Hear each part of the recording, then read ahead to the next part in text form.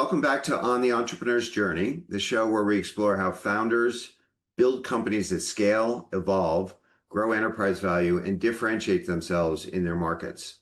Today, I'm joined by Ismael Larrosa, one of the founders of Capicua.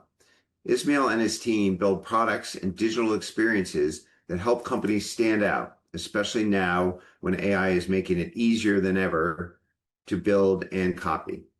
We'll talk about a problem Ismael sees all the time: companies staying busy, adding features and spending money, but drifting away from what their customers actually care about.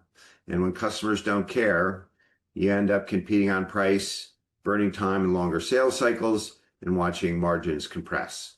Capicua helps them get it right: clearer positioning, stronger loyalty, and real pricing power. Then we're going to switch gears and talk about how Ismael built Capicua, scaling a specialized product development company with a team based largely in Uruguay while serving clients in the US. So welcome to the show, Ismael. Thank you, Peter. Nice to be here. So let's get into it. You have a very interesting story. You are a son of a software person, and you decided you wanted nothing to do with it, and then you built a company that's in that world anyway. So what changed, and how did you make the full circle? So software person, yeah. He's my dad. He's a software engineer, but yeah. What changed?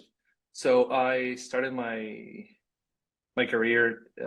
I wanted to be as far away as technology as I could. Not because I didn't love technology, but because I was seeing with my universe of what was a software engineer. I didn't like that. I didn't like his what he was doing, or what I understood he was doing. So when I went to college, I started communications, and then I shifted to design because I wanted to have like technical skills. I wanted to be able to build something with my hands. So I started working right out of college. I started working in TCS, and that's Tata Consultancy Services, which is a big Right. tech company in the world. And it was very groundbreaking at the moment because it was the first time that TCS was offering for one of their clients graphic design's BPO, which is business process outsourcing. So we were doing nearshoring of graphic design, and within that niche of graphic design, there was a part of it that was back at the time, it was called user interfaces. So we were creating like kind of internal dashboards and reporting stuff that was mainly digital, and it was mainly a product, and we had to build it from the ground up. So early on in my career, I started working and collaborating and interfacing with designers, managers, engineers, stakeholders. So that was my role, the role of like what you would call like a product designer early on. Right. It was so early that even user experience as a term wasn't widely adopted. So this was in the early 2009. So yeah. I got it. And then in 2010, you started Capicua with your partners. And so what were you, in plain English, what were you setting out to achieve, and what do you do today that's differentiated? So we started as a design studio, and what we knew, and all of the partners at the time were designers. We wanted to create a design first studio and design driven studio. So we were creating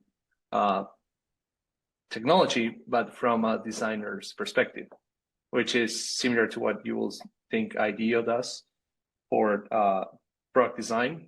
IDEO works mainly in industrial product design. What we were doing is like websites, mobile apps, web apps, right? Mm-hmm. So we wanted to bring those design thinking principles into the digital thinking of how you build a product.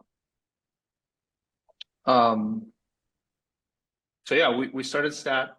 It was always our guiding principle. We always strive for improving our processes. We always believe that the process and the design process was something to find truth and find the value of a product. and a way to think and help create a bridge in between non-technical people, especially when you are not technical. Yeah, you feel a little bit lost. If you're a client, you feel that you're not in control of what's going on. So design for us was a way to bridge that gap from a technical perspective. So we always have these mantras that what we design is what you will get from a development perspective. And if we can design it, it's not possible to be made as a way of seeing it. So our designs were a visual contract for our clients. Okay.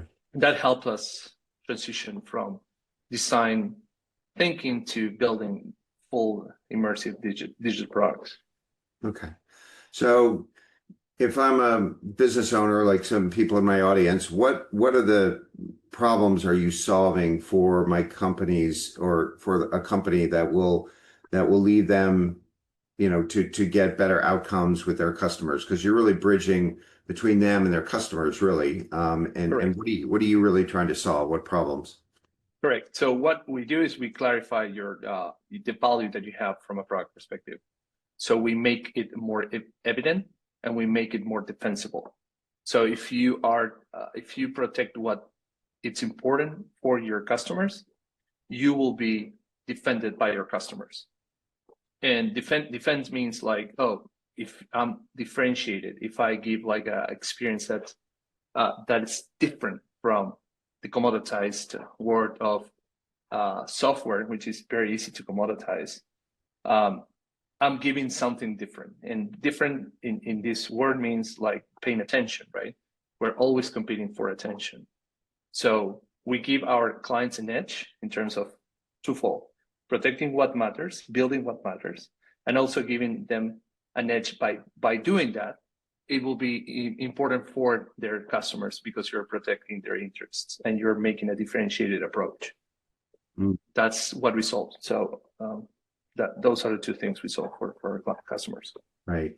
And with AI now, as I said in the intro, everybody can copy everything and sort of make it, it makes it a lot harder to actually create that differentiation. And how, I mean, companies can't keep up with it. They're not, as facile as you are. So how do you stay ahead of the AI mob or the AI, different AI, copying you or taking your ideas? So yeah, I think there is another level to that AI issue, which is because it's easy to do it, people will try to do more of what it doesn't work. Mm-hmm. And the ratio between signal to noise will favor the noise, because when you don't know where you're going, every road it's a possible road, right? Right. Right. So I think AI, it's a tool, it's a platform to help you understand what's important for your customers and what's important for you, and how you can align those interests and those values as well, right? So I don't think you can outrun AI. No one can. Every new month, every new quarter, a new model, a new iteration of the model will launch, right? The other day I was thinking with a couple of friends that what we are living right now is similar to when we went from DOS to Windows. Mm-hmm. Like the old computers had like a very black, ugly terminal. Yeah. And you have to prompt it the right way in order to give the machine enough instructions for you to get an output that was valuable enough. I remember that time because of my father also, that he told me the stories about computing time. So early on machines, you had to be very careful about your software because you have a limited computing time allotted to you. But now we are in this world of Microsoft, I'll say Windows 3.1. Maybe we're in 1993 for this revolution. Now we have, a couple of months ago, it was launched Cloud Code and Cloud Cowork, and that will give you tools for you to be able to create pretty much anything that you can from 0 to 1. Then scaling is a different a different conversation that probably that will be a podcast it on its own, scaling AI. But I think the most important thing is that you need to know who you are, right? Before engaging on a battle or before engaging on an AI project, knowing who you are as a company, knowing who your customers are, knowing what's important to them, and building something of value. Building for building makes no sense. And I think even though AI makes it easier, makes it less sense now than what it did a year ago. So so it sounds like an engagement for you. You would spend a lot of time working with the company itself, saying what do you really want to be? What do you really care about? What defines you? What makes you authentic? But then you probably have to spend a lot of time with that target customer to really find out where that message resonates. And it is a lot of your assignment time devoted to talking to that client and really figuring out where the differentiation is and where the company overlaps and matters to that client. Yeah, it's not just talking. And I do agree that this famous quote about Henry Ford about, if I ask people what they wanted, they will say a faster horse. Henry Ford did not say that, but everyone attributes to him. So understanding your customers is not just opening a channel and a conversation with them. It's understanding them of their stories, right? What they say they want, but also understanding their behavior. So you can't fake behavior. And sometimes we can fake a story about why we had that behavior. And that's a story we create, sometimes willingly, sometimes unwillingly. So what we have to measure is the behavior of the user, if they go towards us or against us, right? So it's like, can we make our users buy more from what we want to sell? Perfect. Can we make our competitors' users to buy from us? Can we make our competitor users to buy a test from us? So what are the behaviors that are valuable to us and how we can measure and affect those to our benefit and to their benefit as well, right? Because we are here in order to make good products that make people's lives easier, better, etc. Right. So that's what we are measuring. So that's the value. So walk us through an example where you encountered a company, something wasn't working in the company, they brought you in, and then what you built and what changed and what was the outcome that you were able to achieve for that client. Right. So imagine that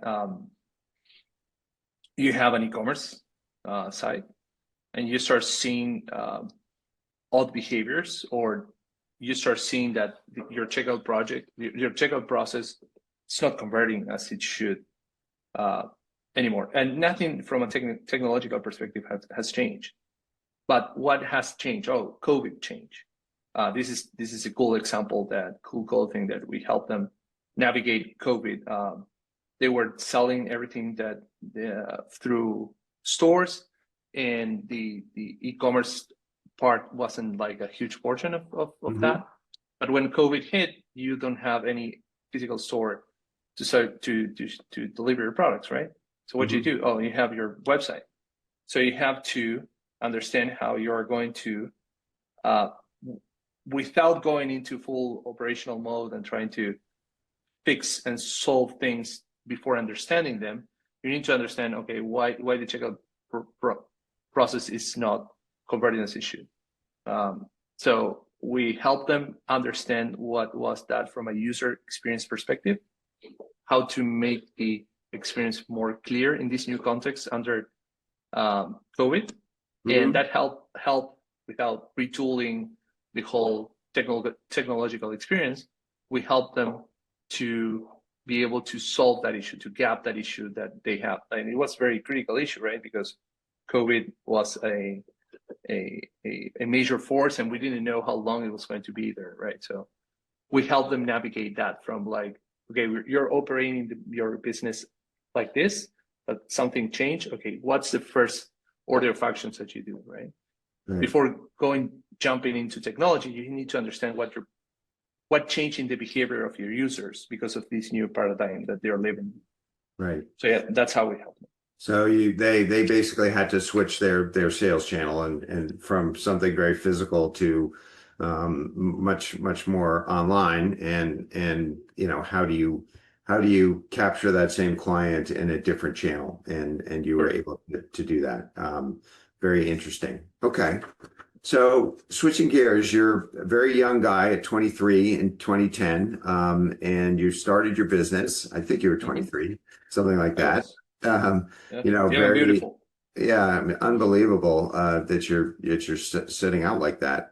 So now you've scaled the business. Take us through, the biggest challenges you faced as a young entrepreneur who, granted, you had been, always entrepreneurial even in your sort of college years, but how did you grow it to the scale it is today? And what were the challenges that you faced?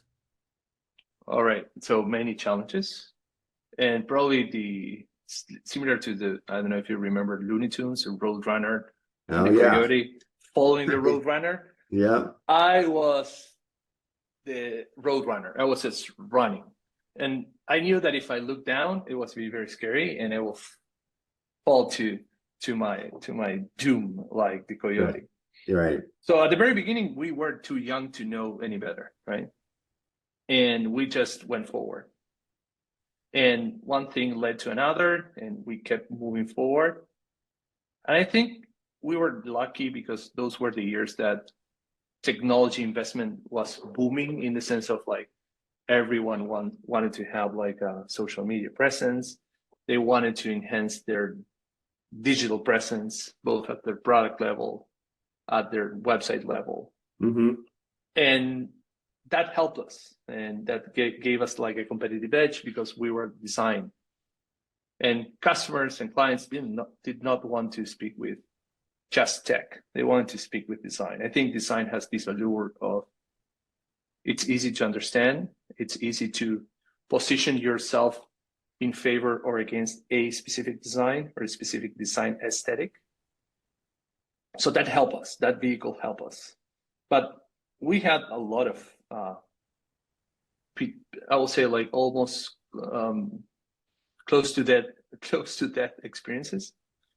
And some of them, or most of them, were like every 2 years we were like in this like major like geological shift. So either we shift our tech stack or we shift our type of clients that we were serving. So everything was a more refined version of what it was, but it was very painful.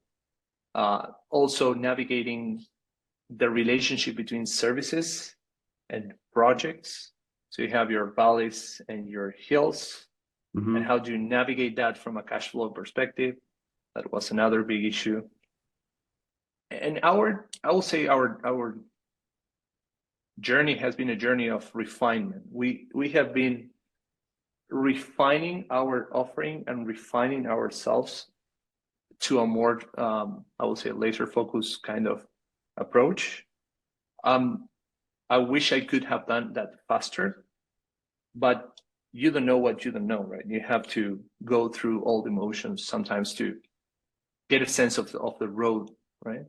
I think right now, after 15 years of doing this and seeing so many different corporations, Fortune 500, Y Combinator, Sequoia startups, I think we have seen pretty much everything.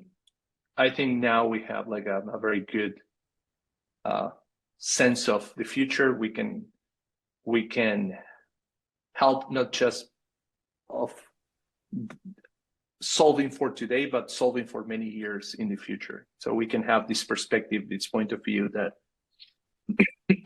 sorry, because we have walked the journey for such a long time, we have this kind of foresight perspective that helps to navigate the future easier for our customers as well, including big technological revolutions such as AI, right? So this is not our first rodeo. AI is not our first rodeo. We have seen others like the cloud and everything. Right. One thing you said was you sort of migrated from, the project which is a lumpy cash flow model. Right. And what did you specifically do to get rid of that sawtooth volatility in your revenue? Did you move towards a more of a recurring revenue model? How did that happen? And are customers staying with you, or is it still largely project based what you're doing?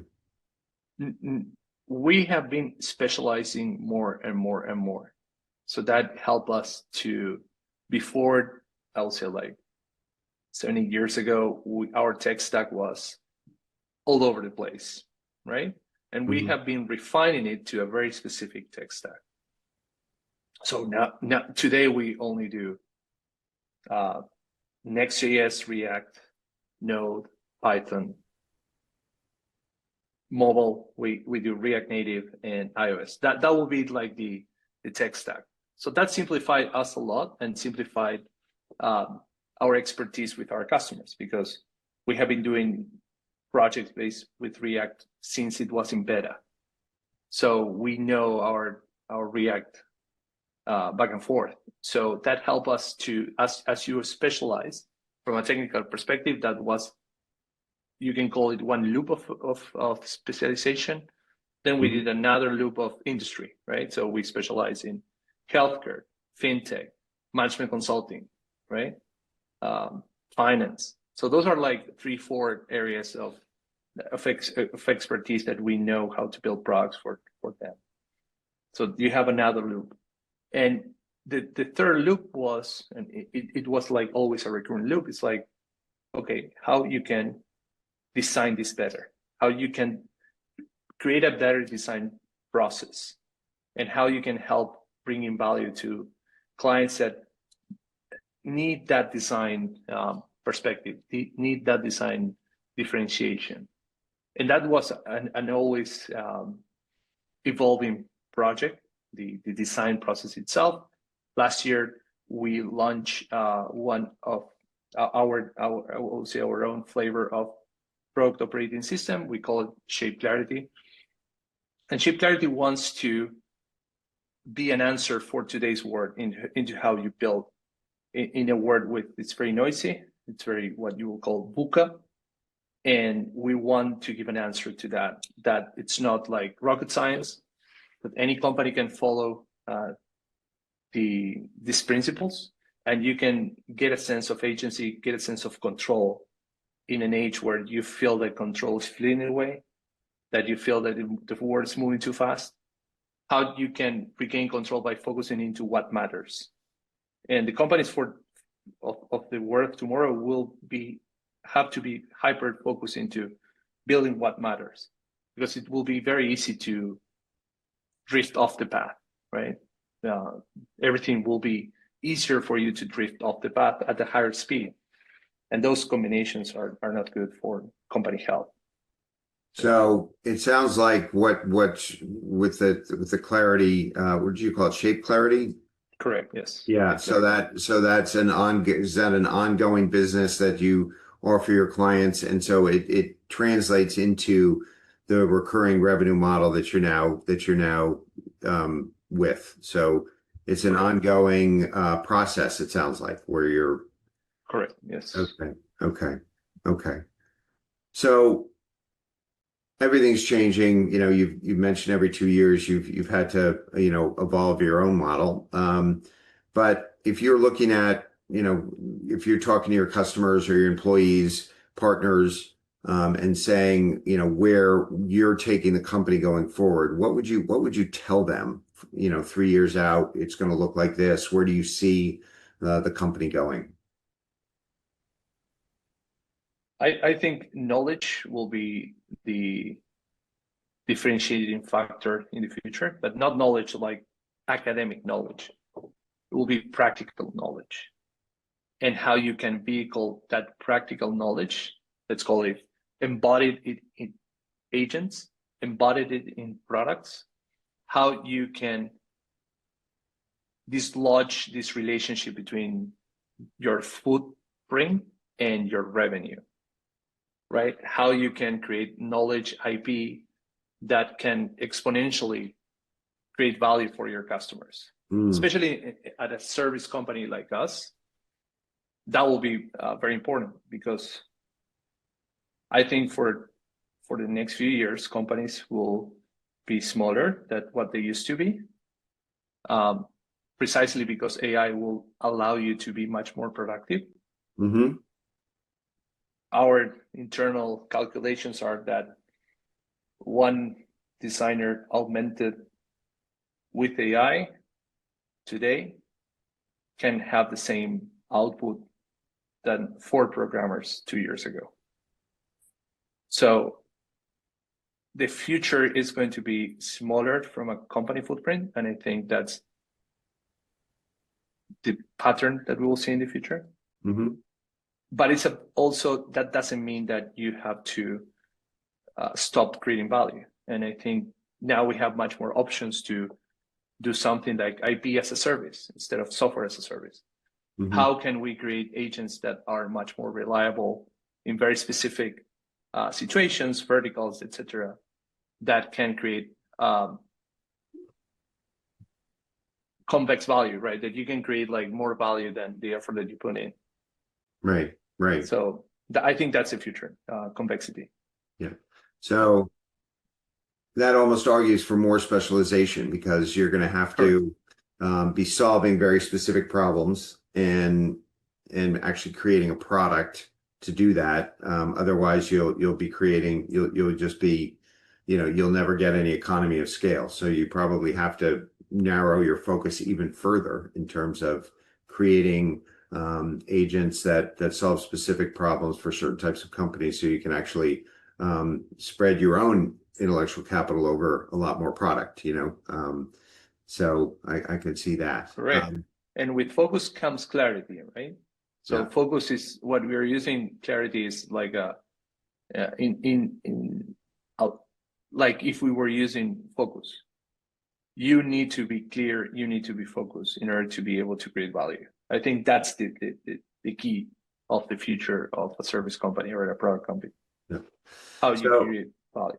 One of the things I didn't touch on, but meant to, and I want to revisit it, a lot of your workforce is in Uruguay, which is from where you came. And I can imagine, when you're talking about focus and clarity and everything, just any barriers to, whether it be language or whether it be living in the same country or a different country, I would think that would be really difficult to bridge in your position. Yet you've been very successful with a workforce largely offshore. So tell us how you've been able to bridge that customer, relationship with a workforce that's largely out of the country. Yeah. So Uruguay from a time zone perspective, sits in the same time zone that the East Coast. Yeah. That's from a daily working perspective, is seamless in terms of like communication, in terms of time, business windows, right? Mm-hmm. Uruguay, it's a very outward oriented country. We're very small. We're squeezed between Argentina and Brazil. We are not landlocked. That's our evil twin, Paraguay. Yes. I know we have a branding problem. Paraguay and Uruguay sound the same. We're from Uruguay. Right. And Uruguay, because it's outward looking, it's also an immigrant country. Our country was a makeup of Europe, Africa, and South America. So our heritage comes from Europe. We look outwardly because we're squeezing between Argentina and Brazil. We have to export farther than Argentina and Brazil for specific reasons that I will not get into. There are reasons why Uruguayan companies don't export to Argentina and Brazil. Typically, my generation companies export to the US and the UK, right? So that's the path that companies took from Uruguay. Uruguay also celebrates Halloween since the mid-90s. I was probably one of the first generations to celebrate Halloween. So from a cultural perspective, we watched the same TV shows. We celebrated, for example, Halloween. And we are very aware of the American culture. So from a management perspective, I think culture is not just language or communication. It's like critical thinking. And Uruguayans are very opinionated. We have two major sports in Uruguay. The first one is football, soccer, and the second one is politics. And we are very passionate about both. And Uruguayans are very critically thinking. And I think that's a quality that Americans and American companies value, because you're telling them the truth. You're telling them the truth as you see it from your perspective. Not to get an advantage from a business perspective, but just to help and just to be helpful and valuable, right? And that's our values, not something that we are faking or we're trying to accommodate to. So I think those are the reasons, the pillars why we were successful. I think that's the word's global. I don't know if we'll say we are globalizing again or we are not globalizing again. I pretty much don't know, but I think that the word is going to be much more seamless, especially after COVID and especially after the war of tomorrow. So I think working from Uruguay or working from, I would say, most of South America is seamless to an American company. And that was why we were successful. And yeah, I mean, it sounds like it's a very outward looking culture, and immersed very much in U.S. TV and culture. So and as being a small country with maybe a very defined skill sets, it sounds like it meshes very well with what you're trying to do. But interesting, because not everybody can bridge that cultural gap, and what you're trying to do for your customers is very much very specific, bridging those gaps and getting the customer and the companies aligned. Well, great. So let's stop there. I really appreciate it. One of the things my audience is trying to do, and the companies I coach, is just figure out, where they can break through and where they can, as you said, signal to noise, get more signal, less noise, and create differentiation and positioning where they can not be a commodity and have pricing power and all the things that you do. And that was one of the things that really attracted me to get you on the show, because I think what you're doing is that critical piece to enable them to be differentiated. So I appreciate your time and your spending with us today. And to the audience, I just say thank you for joining us on the entrepreneur's journey.